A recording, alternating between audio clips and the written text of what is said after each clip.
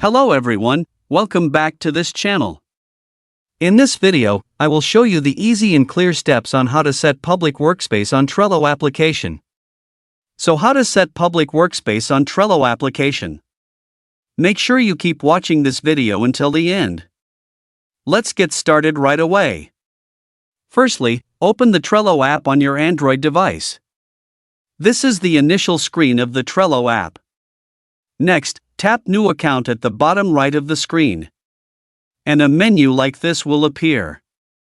Tap Workspaces menu. Tap Menu Settings on the top right. Tap Visibility. Tap Public. So that's it, tutorial how to set public workspace on Trello application. Thank you for watching. I hope this video was helpful. See you in the next video.